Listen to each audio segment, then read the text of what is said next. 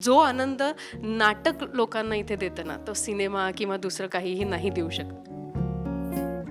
म्हणजे बायको मला म्हणत होती की गिरीश बघ हं, तू खूप मोठी रिस्क घेतोयस. एकीकडे मनातून मला पण खूप मोठी ती रिस्क वाटत होती. दोन वाक्यांच्या मधली पांढरी जागा दिग्दर्शकाची असते. मी एकटा बाल्कनीत येऊन ना ओरडायचो जोरात. मला त्रास होत होता खूप, कारण समोर दिसत होतं की हे थिएटर कधी सुरू होणार माहीत नाहीये. लोक आसुसले होते त्या आनंदाला. आणि तसंही मुंबई पुण्यात आपण बघतो की नाटकाचं अनन्यसाधारण महत्त्व आहे. आत्ता माझ्या चेहऱ्यावर तुम्ही प्रश्नचिन्ह दिसत नाही का तुम्हाला?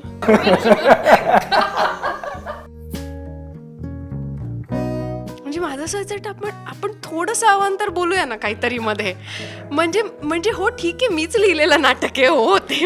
मंडळी नमस्कार, मी संतोष खामगावकर. माय महानगर लाईव्हमध्ये तुमचं नेहमीप्रमाणे स्वागत आहे. बऱ्याचदा उपहासाने बोलताना आपण असं म्हणतो, काय नाटक करतोयस, किती नाटकं रे तुझी. पण याच्यामध्ये असतो तो उपहास. पण आज खऱ्या अर्थानं आमच्याकडे ही नाटकवाली मंडळी आलेली आहेत, खरी खुरी नाटकं करणारी मंडळी. आणि निमित्त आहे 38 कृष्णविला या नाटकाला. म्हणजे या नाटकाचा आता 175वा प्रयोग होणार आहे.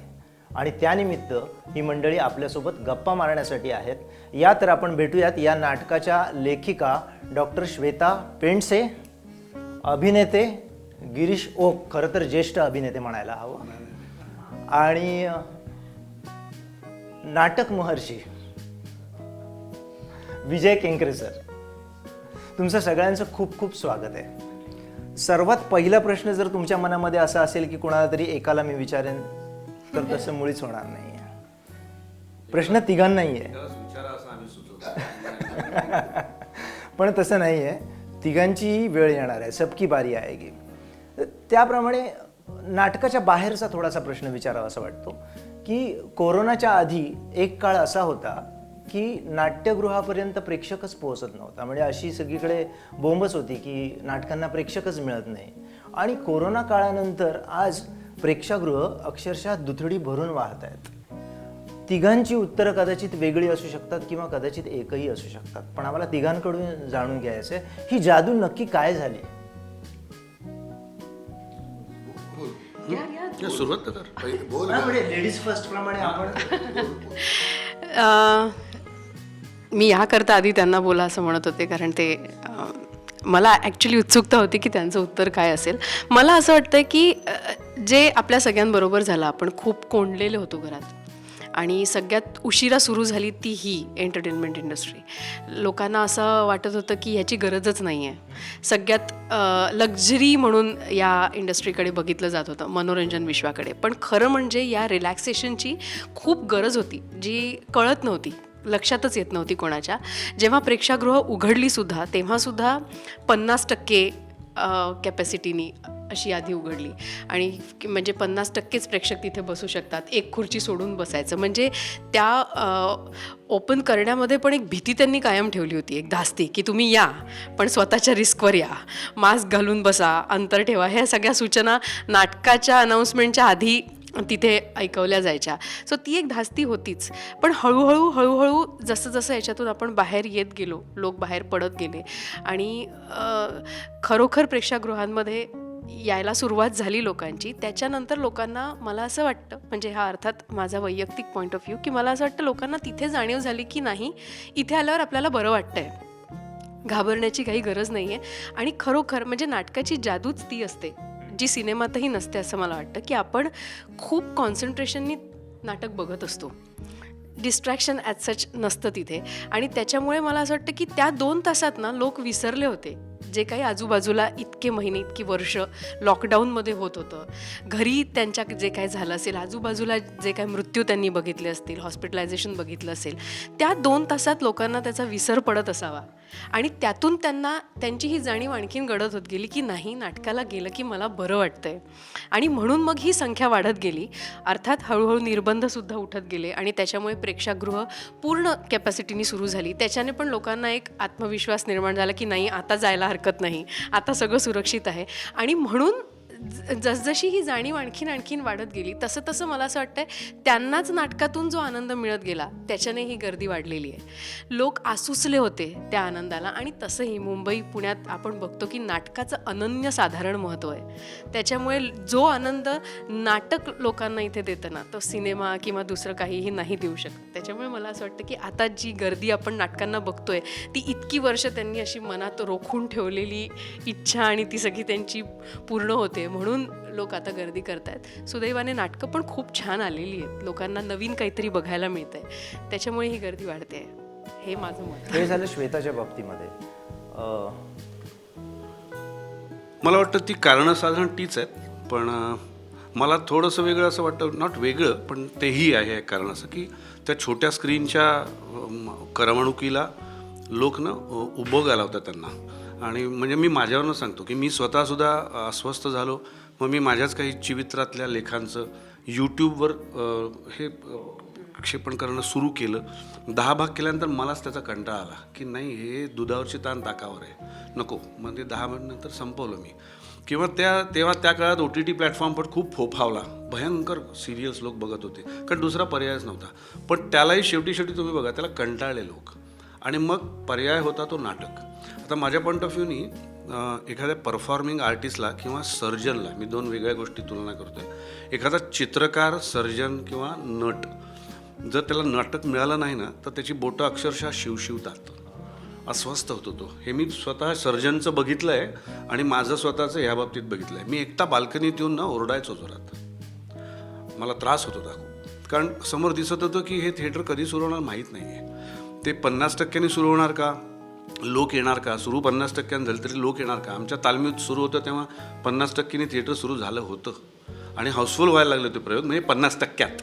आणि मग आमच्या तालमी सुरू असतानाच ते पूर्ण सुरू झालं आणि लोक यायला लागले आणि आम्हाला खूप बरं वाटलं. पण ते शेवटी ते कुठेतरी त्या ह्याला उभं घाला होता लोकांना. पण त्याच्या पुढचं अजून एक मला म्हणणं असं वाटतं ह्याच्यात की तेव्हा विवेक बेळे नावाचे आमचे जे लेखक मित्र आहेत त्यांनी खूप छान एक स्टेटमेंट केलं होतं. ते म्हणाले की असा जो काय म्हणतो आपण की आसुसलेला प्रेक्षक पुन्हा नाट्यगृहाकडे यायला लागला आहे तर आता रंगकर्मींची जबाबदारी आहे की नाटकं खूप चांगली दिली पाहिजेत, नाही तर परत एकदा घालवून बसू आपण. तर ते जास्त महत्त्वाचं वाटतं मला की त्या वाईट काळाबद्दल आपण त्रास करत बसण्यापेक्षा त्या वाईट काळामुळे पुन्हा एकदा प्रेक्षक जर का जागा झाला असेल की अरे मला नाटक बघितलं पाहिजे तर हे चांगलं आहे ना, आपण वाईटातून चांगलं बघूया. तर त्या चांगल्यात जर आपण आलो असू तर त्या चांगल्याची जाणीव ठेवून आपण नाटकं पण चांगली दिली पाहिजेत. नाहीतर परत एकदा प्रेक्षक हे म्हणतील की अरे आम्ही ज्यासाठी थांबलो होतो ते सवंग व्हायला लागलं, वाईट व्हायला लागलं, तर परत जातील सुद्धा. तर ते मला जास्त महत्त्वाचं वाटतं. पण तो शब्द तुम्ही पाळलाय. आमच्या नाटकांनी पाळला, बाकीच्यांनी पाळायला पाहिजे असं मला वाटतं. पण हे त्यांचं स्टेटमेंट मला इतकं आवडलं तेव्हा की फार चांगलं. कारणं साधारण तीच आहेत. पण मला एक गोष्ट अशी जाणवली की नाटक किंवा कुठल्याही या प्रकारच्या माध्यमाचं बलस्थान काय आहे? प्रत्यक्ष, समोर. आपल्याला समोर जिवंत माणसाशी संप्रेषण करणं याची आवश्यकता भासतेच. आणि ती आवश्यकता मला असं वाटतं आपण जो कोंडलो काही याने त्याने वाढत गेली. आणि ती वाढत गेल्यानंतर प्रत्यक्ष म्हणजे बाकीही कारणं तीच आहे. तर प्रत्यक्ष काहीतरी माझ्या समोर घडते, त्या प्रत्यक्षाला मी समोरून प्रतिक्रिया देणार. त्यानंतर एक म्हणजे मोठे मोठे अभिनेते म्हणजे प्रशांत दामलेसारखी मंडळी, त्या चौकटीत त्यांना बघावं अशी इच्छा नव्हती, तर त्यांना प्रत्यक्ष बघण्यातली जी गंमत होती ती अनुभवायला प्रेक्षक पुन्हा एकदा नाटकाकडे यायला लागल्यानंतर त्याला ती नाटकं आवडायला लागली, त्याला ती इंटरॅक्शन महत्त्वाची वाटायला लागली. आणि त्यानंतर नाटकाला आलेला प्रेक्षक वर्ग तसाच राहिला. कारण जर या मधल्या काळातली नाटकं आपण पाहिलीत तर ती जबाबदारीने आणि चांगली सादर झालेली, चांगली लिहिलेली, चांगली अभिनीत केलेली नाटकं आहेत. आणखीन मला असं वाटलं की या दरम्यान एक म्हणजे कदाचित मला एकट्याला असं वाटलं असेल तर मला माहीत नाही, पण तुम्ही जेव्हा OTT बघता तर ते बघत असताना नकळत त्यातल्या विषयांचं वैविध्य, म्हणजे उदाहरणार्थ मी सस्पेन्स थ्रिलर्सबद्दल म्हणतो, मला व्यक्तिशः असं वाटतं की तुम्ही मराठी रंगभूमीचा इतिहास जर का काढून बघितला तर या प्रकारची नाटकं तुम्हाला हाताच्या बोटावर मोजण्या इतकी 5-6 सापडतील जी यशस्वी झाली आहेत मोठ्या प्रमाणात, किंवा अगदी 10-12, पण इतक्या वर्षात ती कमीच. तर आता तुम्ही जर हा काळ बघितला तर OTTमुळे आपल्याला एक दृष्टिकोन मिळाला. एक मी छोटं उदाहरण देतोय की या प्रकारचं नाटक कसं बघावं.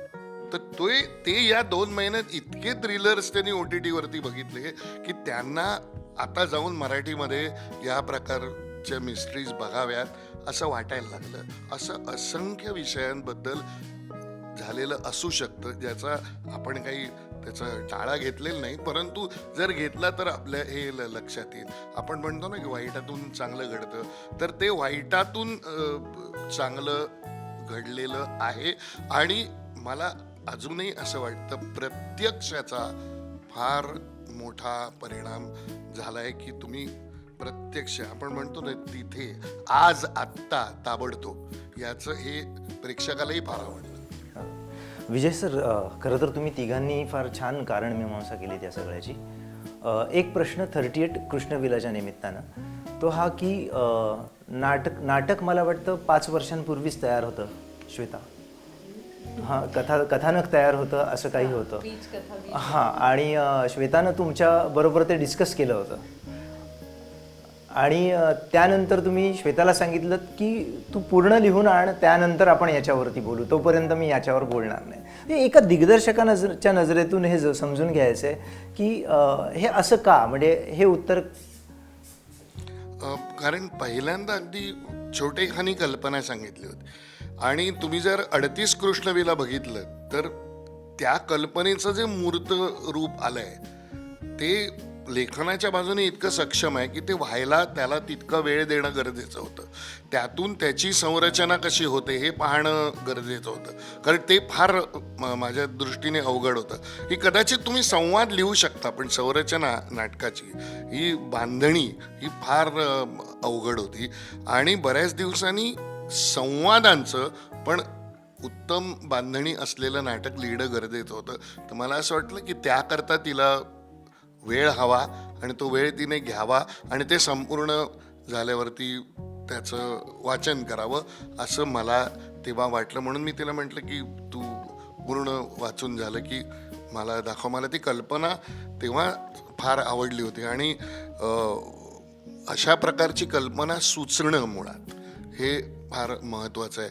कारण या प्रकारचं नाटक बघितलं की पटकन आपल्याकडे कशावर आधारित आहे असं विचारायची पद्धत आहे, तर हे अजिबात आधारित नाही, तर तिला स्वतःला सुचलेली कल्पना आहे.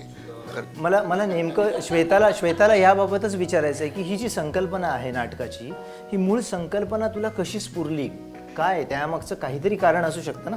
प्रत्येक क्रिएटिव्हिटी मागे काहीतरी असतं.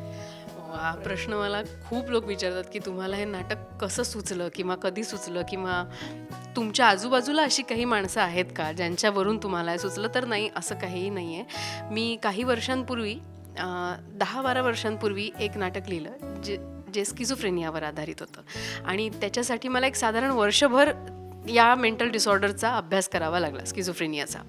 तर तेव्हा मी डॉक्टरांच्या क्लिनिकमध्ये पण जाऊन बसले, आमच्या नागपूरचेच एक सायकॅट्रिस्ट आहे. आणि मग त्यासाठी मी जे काही वाचन करत होते तेव्हा या नाटकामध्ये आपण ज्याच्याबद्दल बोलतात, मी बोललं तर सगळंच कळेल, पण त्या 2 डिसऑर्डर्स माझ्या वाचनात येऊन गेल्या ज्याच्याबद्दल आपण या नाटकात बोलतो. तर तेव्हा मला ती कल्पना इंटरेस्टिंग वाटली होती. मी नेहमीच म्हणते की हे खूप क्रूर आहे, की खरं म्हणजे या डिसऑर्डर्स आहेत आणि खूप सेन्सिटिव्ह मेंटल डिसऑर्डर्स आहे आणि त्याच्यात तुम्हाला ड्रामा दिसणं हे खरं म्हणजे फार क्रूर आहे. पण तो मला दिसला की नाही, याच्यात नाट्य आहे, या डिसऑर्डर्समध्ये नाट्य आहे, काहीतरी आहे. मला तेव्हा नव्हतं माहिती की काय असेल, पण ते घोळत राहिलं मनात. म्हणजे माझ्या मनाचा विषय पण असाच होता, जो घोळत होता की हां असं असं, आणि त्यातून ते नाटक झालं. तसंच कृष्णविलाच्या बाबतीतही झालं की ते दोन्ही विषय माझ्या मनात घोळत राहिले. आणि मग जेव्हा त्यांनी एक थोडंसं कल्पनेतच मूर्त स्वरूप घेतलं तेव्हा मी सरांशी बोलले होते की सर, माझ्या मनात हे असं असं सुरू आहे. पण माझ्या आजूबाजूला अशी कोणतीही माणसं नाही जी या नाटकात आहेत, पण या 2 गोष्टींना जोडून काहीतरी विलक्षण होऊ शकतं त्या दोन्ही डिसऑर्डर्सना, हे माझ्या मनात घोळत होतं. एका कुठल्या तरी क्षणी, जसं आपण मागच्या वेळेला बोलताना म्हटलं होतं की विजेसारखं काहीतरी क्लिक होतं आणि ते कधीतरी क्लिक झालं आणि मग मी ते सरांशी बोलले, सरांना शेअर केलं की अशी अशी कल्पना आहे. पण ते नाटक नंतर लिहायला मला 6 वर्ष लागली, कारण तेव्हा फक्त ती एक कल्पना माझ्या डोक्यात हे झाली होती की हां ठीक आहे, या विषयाला धरून आपण असं असं लिहायचं. पण यातली जी 2 पात्र होती ज्यांच्यावर मला हे लिहायचं होतं, आणि स्पेशली जे पात्र देवदत्त कामत, जे पात्र गिरीश सर करतात, ते पात्र लिहिणं फारच कठीण होतं. एक तर पुरुष व्यक्तिरेखा, त्यात एवढा विद्वान माणूस, तो कसा बोलेल, त्याचं कसं हे सगळं असेल, त्याच्यासाठी हा अभ्यास तो एक वेगळा विषय, तो करावा लागला. पण असं नाही सांगता येणार की हे कसं सुचलं किंवा काय. मेन त्या 2 डिसऑर्डर्सनी मला खूपच आकर्षित केलं होतं आणि त्याच्यातून हा विषय तयार झाला. डॉक्टर, कधी कधी मला प्रश्न पडतो श्वेता बोलायला लागल्यानंतर की ही एका आयुष्यामध्ये काय काय करणार. ही लेखिका आहे, कवयित्री आहे, तिने PhD केली आहे, त्यातही सब्जेक्ट डोक्याच्या पलीकडे जाणारे आहेत. आणि आत्ता हे कळतं आहे की स्क्रिझोफेनियाचा पण तिने अभ्यास केला आहे. तुम्हाला कधी असा प्रश्न पडत नाही का श्वेताच्या बाबतीमध्ये? आत्ता माझ्या चेहऱ्यावर तुम्ही प्रश्नचिन्ह दिसत नाही का तुम्हाला? सतत पडलेलं असतं ती जे काय बोलत असतं तिच्यावर, की आता काय करायचं, आता हे कधी, हे केव्हा, हे कसं, असं मला सतत तिच्याबद्दल भयंकर. तो आदर वाढत वाढत चालला आहे. कदाचित मी एखादा 250व्या 500व्या प्रयोगाला मी प्रयोगाच्या आधी पाया बिया पडून मग प्रयोग सुरू करीन असं वाटायला लागलं.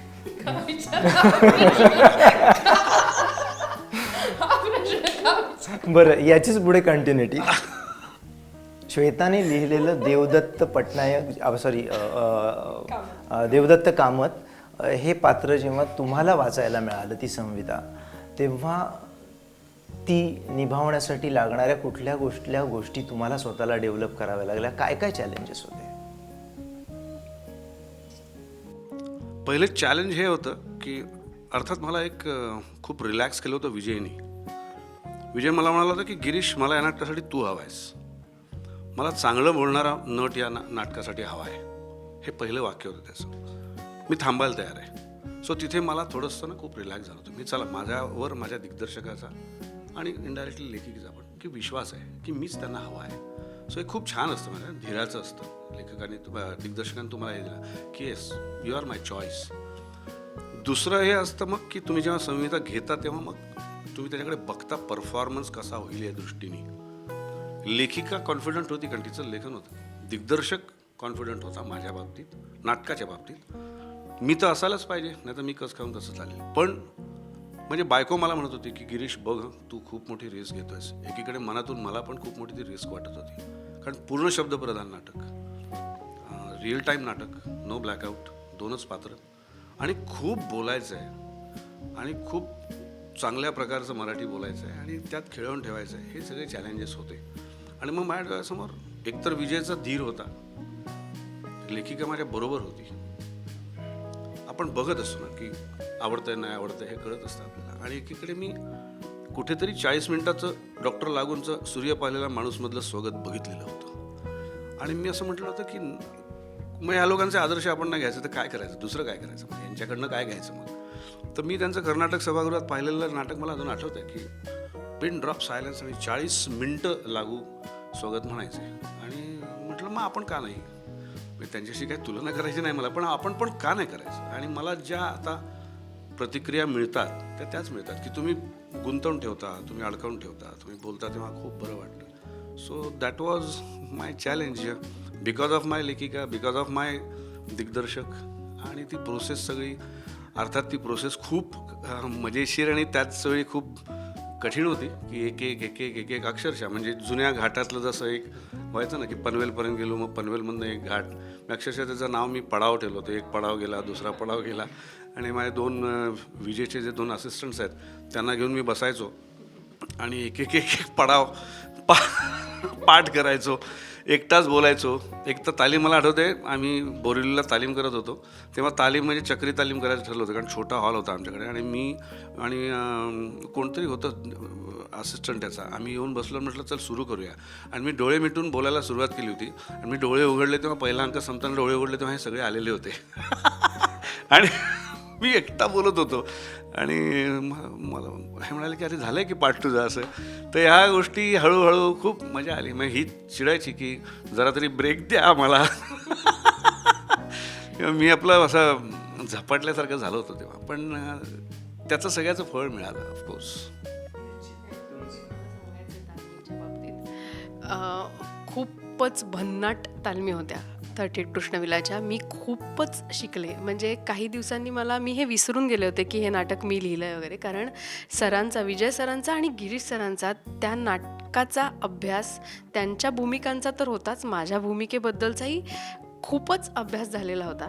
आणि हे तर म्हणजे विलक्षण आहेत. म्हणजे यांचं पाठांतराचं जे काही मी पाहिलेलं आहे. सर, मला आठवतं विजय सरांना कामाने जावं लागलं होतं दिल्लीला, बरेच दिवस ते बाहेर होते, पण त्यांच्या ॲब्सेन्समध्ये पण आम्ही दोघांनी नाही, आम्हीच इतक्या सिन्सिअरली तालमी. म्हणजे माझं असं व्हायचं, आपण थोडंसं अवांतर बोलूया ना काहीतरी मध्ये. म्हणजे हो ठीक आहे, मीच लिहिलेलं नाटक आहे, हो ते, पण आता थांबा जरा, काहीतरी तर बोलायलाच तयार नाही, काहीच नाही, फक्त तेच तेच तेच तेच. पण म्हणजे नंतर माझं असं झालं होतं की ते जे असतं ना, आपल्या शेजारचा विद्यार्थी खूप अभ्यास करतोय आणि मी काहीच केलेलं नाही आणि परीक्षा जवळ आहे, तसं माझं झालं होतं की अरे मग मला असं वाटायचं की मी पण काहीतरी केलं पाहिजे, पण ॲब्सोल्युटली त्याच्यात मला करायला काही नाहीच आहे. त्या नाटकात जे काय ते सगळं यांचंच आहे. तर माझं असं व्हायचं की झालं आहे माझं आता सगळं करून, किती वेळेला त्यांचं. एकदा मला आठवतं ना, दुसऱ्या अंकाची आम्ही तालीम सुरू केली, दुसरा अंक तर अख्खा यांचाच आहे. आणि ते झालं, एक पर्टिक्युलर वाक्य आहे की भीती हा शब्द आहे तिथे, भीती, आणि नंतर हां असं माझ्या तोंडून निघालं. ते म्हणाले हां, म्हणजे आता सगळं तुमचं आहे, आता माझं काही नाही. आणि अशा त्या खूप गमती जमती होत्या. But I must tell you की एक इतकी वर्ष, आता 50वे व्यावसायिक नाटक आहे यांचं, विजय सरांची 100 नाटकं होऊन गेली आहे, पण पहिलंच नाटक असल्यासारखी जी सिन्सिअरिटी आहे ना, ते खूप शिकण्यासारखं आहे. म्हणजे विदर्भात एक शब्द आहे चकल्लस.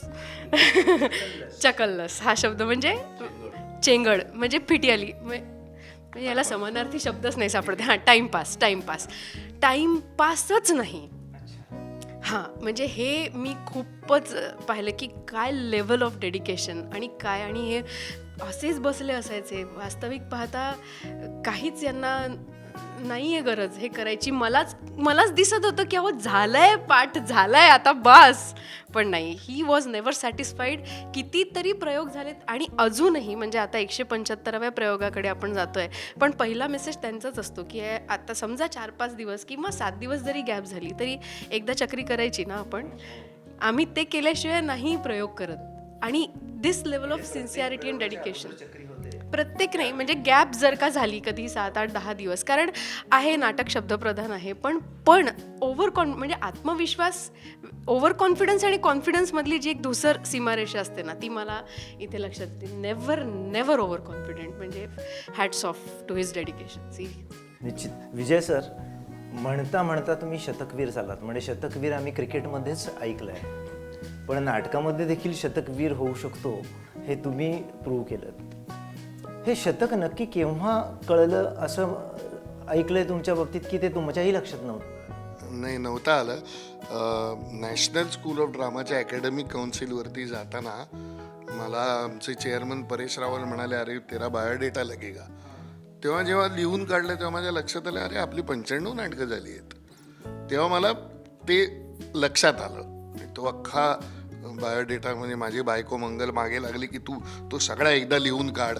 तेव्हा माझ्या लक्षात आलं. तोपर्यंत माझ्या लक्षात आलं नव्हतं, कारण करत राहायचं ना, म्हणजे ते मोजत कुठे बसायचं. असंच पहिल्यापासून सवय असल्यामुळे खरंच कळलंच नाही. म्हणजे, आणि मी वास्तविक गोव्याचा आहे आणि गोव्याच्या लोकांना इतक्या वेगात काम करायची सवय नसते. पण मला माहिती नाही ते कसं झालं. ते झालं. आम्ही सुशेगाद म्हणतो, असू त्या राव तू असू, तर तसं झालं नाही. त्यामुळे खरंच कळलं नाही मला. बरं, या नाटकाची रंगत 2 दांडग्या कलाकारांनी आणलीच, पण या व्यतिरिक्त त्यामध्ये रहस्य गुंफलं गेलेलं आहे. आणि रहस्यप्रधान नाटक ही तुमची कुठेतरी खासियत आहे. आणि ते ज्या हातोटीने तुम्ही सादर करता रंगभूमीवर, काय या 2 कलाकारांव्यतिरिक्त असे कुठले कुठले आस्पेक्ट्स आहेत जे त्याच्यामध्ये तुम्हाला आणखीन गुंफावे लागले रंगत वाढवण्यास? मुळात दोघंही म्हणाले तसं हे नाटक शब्दांचं आहे आणि जेव्हा तुम्ही शब्दांचं नाटक दिग्दर्शित करायला घेता तेव्हा मुळात 2 चांगले बोलू शकणारे अभिनेते म्हणजे अर्थवाही अशा अर्थाने हे गरजेचे असतात, हेही आपण गृहीत धरू. पण शब्दप्रधान नाटकाची समस्या अशी असते की ते एकसुरी होण्याची शक्यता असते आणि ते एकसुरी होऊ नये याकरता काय करायचं तर आम्हाला असं शिकवलं जायचं की 2 वाक्यांच्या मधली पांढरी जागा दिग्दर्शकाची असते. तर ही पांढरी जागा म्हणजे न बोलता पोचवायचं नाटक. तर बऱ्याच दिवसांनी माझ्या हातात असं नाटक आलं की जे शब्दप्रधान आहे परंतु त्यात न बोलता पोचवायच्या असंख्य गोष्टी आहेत. मग मी त्या न बोलता पोचवायच्या गोष्टींकडे लक्ष द्यायला लागलो, कारण बोलायच्या ज्या गोष्टी होत्या बोलून पोचवायच्या ते पोचवणारे 2 अभिनेते माझ्या हातात आहेत. मग माझ्या असं लक्षात आलं की 38 कृष्णविला ही म्हणजे हे नेपथ्यातून जी काही ही जागा आहे ती एक व्यक्तिरेखा आहे. त्या जागेला स्वतःचं स्वतंत्र नाटकात अस्तित्व आहे जसं एखाद्या व्यक्तिरेखेचं असतं. मग माझ्या असं लक्षात आलं की अरे तसंच प्रकाश योजने संदर्भात आहे. याच्यामध्ये एका बाजूला शब्द आहेत तर दुसऱ्या बाजूला ना ज्याला आपण टाइम अँड स्पेस म्हणतो, काळ आणि अवकाश, त्याची खूप गंमत आहे. म्हणजे नाटक घडतं तुमच्या समोर 2 तासात पण प्रत्यक्ष त्या 2 तासामध्ये 2 माणसांचे जीवनपट तुमच्या समोर उलगडले जातात. म्हणजे एका बाजूला प्रत्यक्ष काळ 2 तासाचा आहे पण अप्रत्यक्ष काळ जो पोचवायचा आहे, त्यामुळे तो अप्रत्यक्ष काळाकडे पोचवायचा असेल तुम्हाला तर नेपथ्याबरोबर प्रकाश योजना आणि पार्श्वसंगीत येतं.